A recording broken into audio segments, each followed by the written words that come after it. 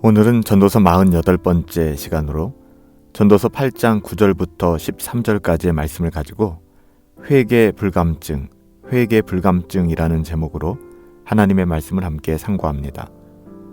오늘 본문 11절에서 전도자는 인간의 악함과 어리석음에 대하여 분명하게 이야기하고 있어요.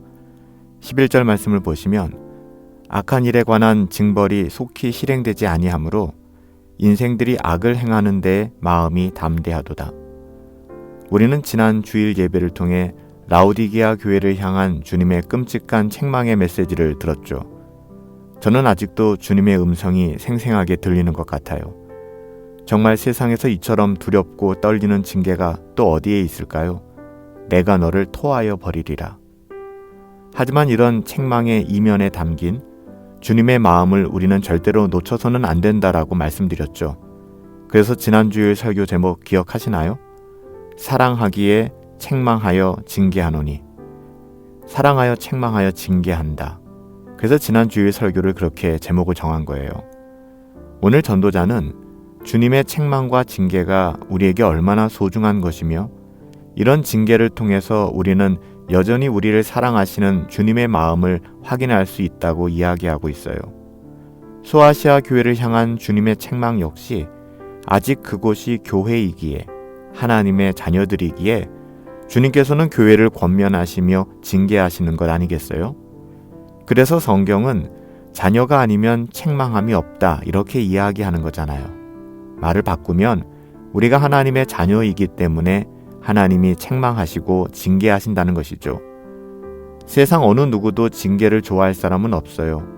하지만 징계가 아프고 고통스러울진 모르겠지만 그 징계를 통하여 우리 영혼이 하나님께로 돌아올 수만 있다면, 더더욱 하나님의 자녀답게 이 땅을 살아갈 수만 있다면 이는 우리에게 놀라운 축복이 아닐까요?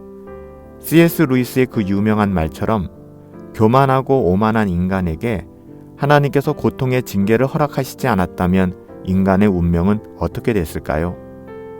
오늘 전도자는 바로 그 부분을 이야기하는 것이죠. 11절 말씀 말이에요. 악한 일에 관하여 징벌이 속히 실행되지 아니하므로 인생들이 악한 일을 행하는 것, 악을 행하는데 마음이 담대해졌다는 거예요. 요즘은 정말 이런 시대 같아요. 얼마나 담대한지 악을 행하는데 한치의 주저함도 없는 것 같아요. 악한 일을 서슴지 않고 행함에도 불구하고 부끄러움도 없고요. 안타까움도 없어요. 그러니 회개는 기대조차 못하는 상황인 거죠.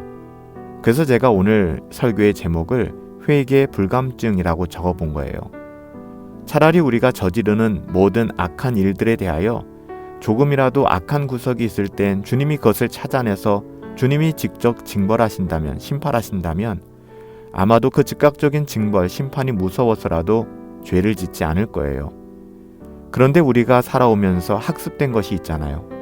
악한 일을 하루, 이틀, 한 달, 두 달 자행함에도 불구하고 하나님의 징벌이, 하나님의 심판이 즉각적으로 내려지지 않는다는 것이죠. 그래서 둔감해지기 시작하는 거예요. 뿐만 아니라 막연한 안정감으로 이 세상을 그저 그렇게 살아가게 되는 것이죠. 여러분, 이거 정말 어리석은 행동이에요. 우리는 악을 행하는데 최적화되어 있는 죄인들이잖아요. 그래서 가만히 방치하면 어떻게 될까요? 가만히 방치하면 가만히 있는 게 아니라 우리는 죄를 지을 수밖에 없어요. 그래서 가만히 우리의 영혼을 세상에 방치하면 죄가 들끓게 되는 것이죠. 여름철에 과일을 먹다가 실온에 그냥 두면 어떻게 되죠? 누가 어떻게 한 것도 아닌데 날파리가 들끓고 심지어는 벌레들이 생기기도 하잖아요. 우리가 죄에 대하여 꼭 그렇다니까요. 누가 어떻게 한 것도 아닌데 가만히 우리의 영혼을 세상에 방치하게 되면 우리는 죄밖에 안 짓게 돼요. 죄만 가득하게 되는 것이죠. 전적으로 타락한 존재니까요.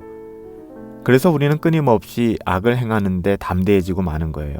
사랑하는 여러분, 우리는 막연한 기대감으로 신앙생활을 해서는 안 돼요. 더욱 열심히 하나님의 말씀을 상고해야 하고요. 그 말씀을 묵상하며 삶에 실천하고 순종할 수 있어야 해요. 아무것도 안 하고 가만히 있는 것처럼 위험한 게 없다니까요. 경건의 훈련을 더욱 열심히 할 수 있었으면 좋겠어요. 경건의 자리, 찬양과 기도와 말씀, 그리고 봉사가 있는 예배의 자리를 사모하세요. 마지막에 가까이 올수록 예배당에 모여 예배하는 것을 소홀히 여기는 시대가 올 거라고 말씀하셨잖아요. 정말 그런 시대를 살아가고 있는 것 같아요. 오늘도 전도자의 끊임없는 한탄, 하벨, 헛되고 헛된 세상에 썩어질 그 모든 것이 덧없는 아침 안개 같구나 하는 이 고백을 절대 잊지 마시고요. 하나님을 더 가까이 하시며 순간마다 회개하고 돌아옴으로 말미암아 세상 가장 안전한 하나님의 자녀로서 오늘 하루 살아가실 수 있게 되기를 예수님의 이름으로 축복합니다. 살아계신 아버지 하나님, 우리가 죄를 가볍게 여기고 죄를 우리 영혼에 방치하지 않기를 소원합니다. 심지어 죄를 지어도 아무 일도 안 일어나던데 이런 어리석은 생각으로 하나님의 즉각적 징계가 없다고 하나님의 심판을 망각하지 않게 하시며 좀 이렇게 살면 어때? 라고 하는 막연한 안정감으로 이 세상 살아가지 아니하도록 은혜 내려 주시옵소서.